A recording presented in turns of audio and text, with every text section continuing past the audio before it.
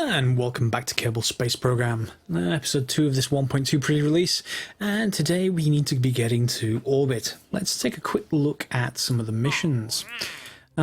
If we have a look at some of the ones I've done between the episodes, i.e. off camera, just really testing some things on the launch site, so take all the fuel out of them and just press space and you get them. We got the heat shield splashdown, so you just throw yourself sideways into the ocean and hey, you can test that because you splash down, and then haul some things into flight above curving with really lenient requirements criteria. So we've got all of those done. I did, however, take a couple of missions now, and one of those is test heat shield in flight over Kerbin. This is actually fairly hard. We need to kind of do this as part of an orbital kind of thing, because getting to that kind of speed any time other than coming back from orbit is actually pretty tricky. You would need quite a lot of fuel, so we better just collect it on the way back from orbit. And speaking of which, the other mission we picked up is Orbit Kerbin. Other than that, I haven't actually upgraded any facilities yet, but you'll see we're up to 400k, so we can do if we want to. We may not need it initially. In science, unlocked is basic science, which you saw last episode. We got the experiment storage unit, the new part. Advanced rocketry now, so we now have the Terrier, which is that at the high efficiency. If you look at the 60 kilonewton in the description, the green bit, it's really good in vacuum, not so much in the atmosphere. It's terrible. Along with the Reliant, which is, the main engine you start with is a swivel. This one gimbals, so that it can point in different directions. Reliant is a bit cheaper, a bit lighter, and doesn't swivel.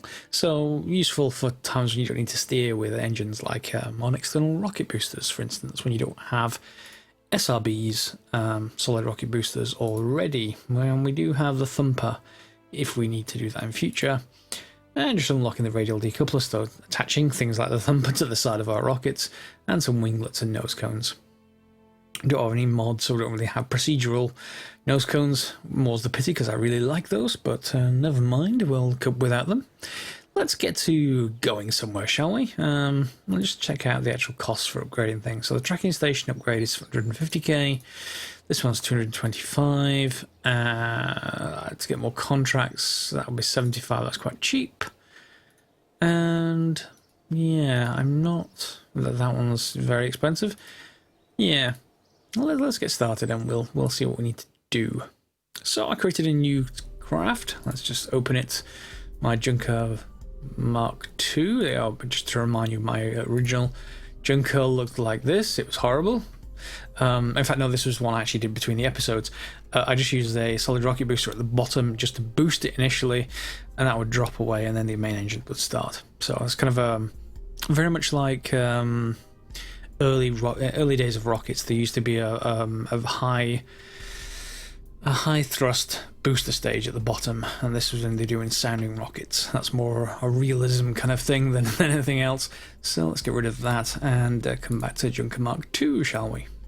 So this is, let's just get rid of that. Very simple command pod with a thermometer on it, a couple of goo canisters, and not much else. This, however, is one of our upgraded fuel tanks. Bear in mind that each time you go up your fuel tank, it doubles in size, but it reduces in cost a little bit compared to two of the smaller versions. So, to get this one, we need 4 of these, but these are 150 each, means it would be 600. This is only 500. So, 100 saving, and we get 50 saving from this one to this one. So, yeah, straightforward. Having a large fuel tank there, we probably could get away with this one. But just to be safe, I'd rather have the larger one. This one is actually very efficient, as I mentioned just before, as soon as we are in space. And then underneath that, we've got a stack decoupler, and we've got 4 more of these fuel tanks. 4 should be enough. 5 maybe pushing what this engine can actually deliver. And in fact, I'm going to take those off because those are heavy. They're very good, but they're very heavy. And this is sort of pushing limits anyway. It's not going to be terribly fast takeoff, which is sometimes good, but yeah, we're down here, we've got it. It's 14.4 tons. I've got no mod to tell me exactly what thrust to weight ratio that is. I'm just gonna give it a quick go. I'm not gonna worry too much about it. And we'll see where we get to. In fact, no, I need to change this because I need to put a heat shield in place and a static separator. Otherwise, that would be a terrible way to get back. Where's the stack separator? There you are. And then we put that in place. That's much better. So bottom engine fires, then this one, then the next engine, fine. And that fires, we've got the heat shield, and then there. So let's just save that. And yeah, I don't think we want to attach anything else to it. You see, we could use these, but they are kind of overkill for just getting into orbit. And they're 850 each, so I mean, I've got like 400 grand, so I'm not going to be short of credits, but yeah. And we could also look at the Science Junior, but as soon as I put this on, this is like an extra couple of, well, it's 200 kilograms, I guess, so it could go on there. But this is a first orbit mission, so I'm not going to worry about that too much. We should get a bit more science from the temperature, from the goo canisters in orbit, which should let us unlock a few more things. Just to briefly go over antenna, by the way, you'll see there is the two versions that they're pretty much the same thing as far as their strength. If you look on the right hand side, it says antenna rating 500k combinable, or at least it says combinable with this one. That basically means absolutely nothing as far as range. Ignore it. Underneath is the one you want to look at via L1, DSN, L2, L3. They're the upgraded tracking centers, I believe. So if you look at L1, which is what we have right now, 50 million meters. Coincidentally, Minmus is 48 million meters away, and Moon is 12 million. So this can communicate all the way out to inside the two moons of Kerbal. This one, however, it says in the description it can also act as a short-range relay. Very important, because that's what we're going to need because of my difficulty settings. I'm going to need some kind of relay at some point, where I mean, not maybe when as soon as we go to probes instead of actually manually flying these things, need a relay to get communication back to the ground. Because as I said in the last episode, the moon's going to block things. So that's something to be aware of. I'm not going to need the experiment storage unit, I don't think, because the temperature is a thing that isn't biome specific, or at least it's not going to be. Is it the temperature's not biome specific? There's the goo canisters. I never remember. Yeah, anyway. Yeah, I suppose we could put it on, but why not? How much is it? 1,000. No, it's going away. I'm trying to be really frugal and I don't need to be. But yeah, let's just get going, shall we? By moving this down again. And let's get going. Now this is probably going to be a slow takeoff. I'm not anticipating this to take off at all amazingly. Now we've only got one engine, and we could attach a couple of boosters to get it started, just like that other rocket I showed you, but let's give it a go. As you see, this is not taking off at all quickly, but it should do us that, at least to start with. Jeb over here, what's his view like? It's alright, it's not too bad. We can throttle up and down, etc., and look at the stuff in here. But this view is terrible. I suppose real-life astronauts have a terrible view as well, so, you know, what are we going to do? Let's just start tilting over a little bit. Attitude control. We don't yet have the prograde and retrograde markers, however we do have immediate level up. So as soon as we get into orbit, you should probably see these appear, because that'll give Jeb enough to actually get his first star, I believe. So just bear that one in mind. And we're also going to take a look at, make sure what our apoapsis is going to be like. We actually, it's nice now that you don't need a mod to keep the nav ball up when you're in the map, when you've got a setting to make sure that either it hides or it shows automatically in the map view. Very nice setting to have. It's another one that take off the list of mods that's essential to use. And it doesn't matter too much that I'm slightly off the actual east heading, but actually heading east does actually do advantage because we get the most benefit. The space center's on Kerbin's equator and it's spinning this way, so we're actually getting some boosted speed versus not doing so. That comes into play more if and when we put polar satellites or worse, clockwise satellites. And yeah, still going up, and we're going up maybe a bit too steeply. Yeah, I'm going to cut off there. Realign because I kind of messed this up. We're probably still going to be okay, but I was concentrating on talking and not steering. Never mind. Yeah, you see we're off angle, but that doesn't matter too much. Again, this is just for an orbit mission. And let's start up the throttle. It should give out any second because there's not much fuel left. But that should at least flatten out our trajectory there. There we go. And there's the end of our stage. So, hyperspace. Goodbye. And that's going to burn up nicely in the atmosphere, not leaving lots of junk appear in space. And off we go again. Now, we can control this a little bit more. What I'm trying to do, because I don't have any mods yet and I don't have the upgraded tracking center yet, is I've got to eyeball this. And what I want to make sure of is that I'm not getting too close to the apoapsis. I mean, I can't do anything now because I'm firing full burn, so I can't stop that from happening. But as long as it's not rushing away from us, or as long as it's not coming towards us really fast, this shouldn't be too bad. As you see, the liquid fuel is burning away, but this is quite an efficient engine, so everything should be quite nice. Yeah, and you see it's getting closer, but it's not too bad.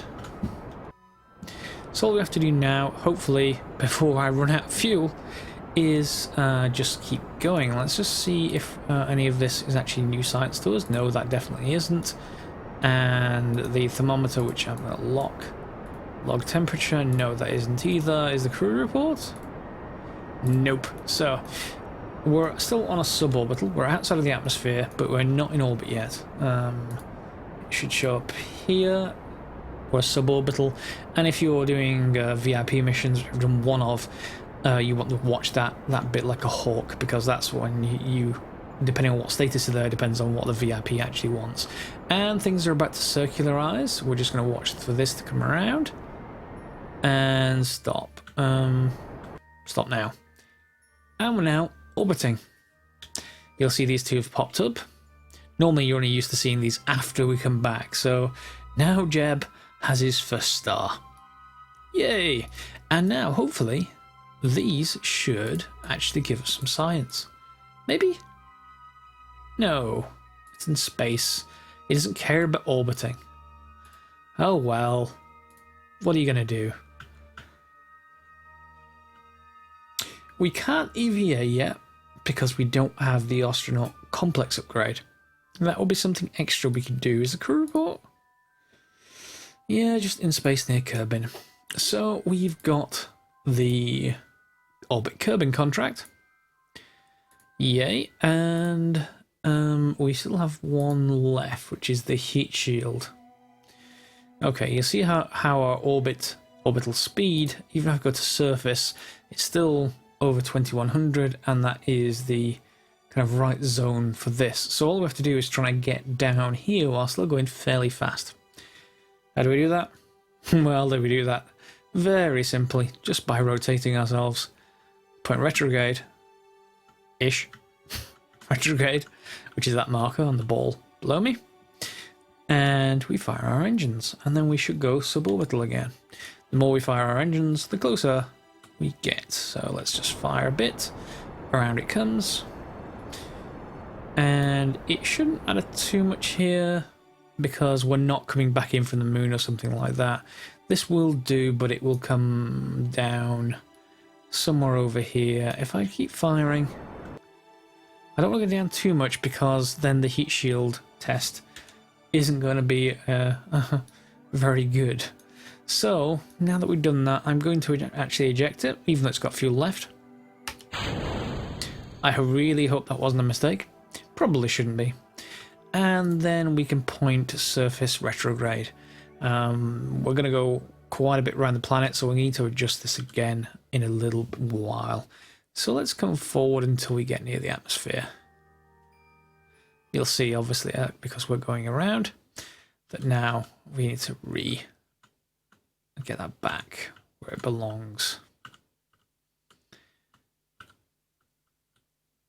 About there should do it. And we shouldn't need SES because this should be quite aerodynamic. Can I get any new science, please? I haven't played this for a long time, so obviously you can see upper atmosphere. So yeah, we'll keep that for a couple of science. Fair enough. And if we get into a new biome on the ground, at least we'll have some new stuff then. The same thing with crew reports. Yeah, I can get that from the upper atmosphere, so that's another 4 science. And we should be coming in fairly soon into the upper atmosphere. And I'm going to actually pin this because we need to hit run test at a very particular altitude. And unfortunately, the surface speed is going to drop a little bit as soon as we come into the top. So let's physics time warp until we get to 50-ish. See, we're starting to wobble around the axis, and sometimes this happens because of the kind of this physical time warp thing that we have up here, rather than the kind of version we get once we're out of the atmosphere. Yeah, it's still happening though, so I'm not too worried. Just making sure we're going to come up to that 48k and be in a position to do something. 50, 49, 48, and in come the fires of the atmosphere. Press run test, and we get the other mission done, which is pretty good. And no, I don't want to pin that. And then things are just going to burn like this until we get closer to the ground. I'll see you then. So here we are through the Bernie death kill part of the atmosphere and down into the lower atmosphere. And do I have any more mystery goo I can actually do? Flying, yes, I suppose, but it's not terribly great. So I am getting now so this is biome dependent. As long as I'm near enough, I will keep that. And crew report, I think I got from the upper atmosphere and got some science, so I'm not going to worry too much about that. At this point, we can just pull the parachute, and yeah, now we should actually be able to physical time warp, or physics time warp, not quite sure what you want to call it, until we get very close to the ground. It looks like we are, yeah, definitely kind of highlands kind of ish. No immediate mountains nearby, or no mountains biome it looks like. And we're down. Simple orbit. And do we get any more from this on the ground, I wonder? Yeah, we do. So let's take some of that. And well, I suppose we can EVA. Yeah, I mean, I don't think we're going to get actually terribly any good science from this. 2.4, okay, fair enough. And I guess I can collect the data from that and get back in. This really is a very, very small amount of science, but it will be fine. We can also take a temperature reading. Yeah, we'll take one of those as well. And recover vessel. Now, what we should find is that the missions should actually sort of increase as far as what we can actually do. We're now up to 88 science. I got 30 science, despite that being a sort of terrible setup. That will do. And I got some funds back. The parachute, the heat shield, goo containers, etc. All good. And of course, level 1. So, 88 science. I just short of getting one of these really nice things. Ah, well. I guess we can get something else. Not that I'm particularly fond of any of these. I think I may just do like a little tiny science mission between the episodes, because we're coming on up on 20 minutes, and I don't want to make these too long. But just take a look at the missions, see what we can do next episode. And I guess we could do that. 1 science. That would get me to 89. Fairy VIPs tend to be a little bit easy to actually do. You just stack 1 command pod on top of the other and put the parachute on the top with a couple of side radial parachutes. And some observational stuff. Meh. In fact, no, that testing the hammer orbiting Kerbin would be terrible. Because you have to drag it all the way up there. That's terrible. I'm going to get rid of you. I don't have that yet. Yeah, I think I'm going to do a couple of these easy ones, maybe that VIP one, and we'll come back to you next episode with kind of the next sort of missions. I'm going to need to fill this up. And to do that, I think we probably want to do a flyby mission. Hopefully one of those is going to pop up. I mean, if I just get rid of those, will I get a flyby mission?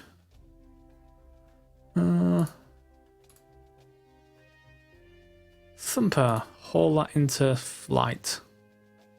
That'll give us 2 science. And does it actually require us to not have it active, I wonder? Yeah, I'm going to test that in between the episodes anyway. Hope you've enjoyed this episode. I'll see you next time, and yeah, maybe get a flyby mission to one of the moons of Kerbin.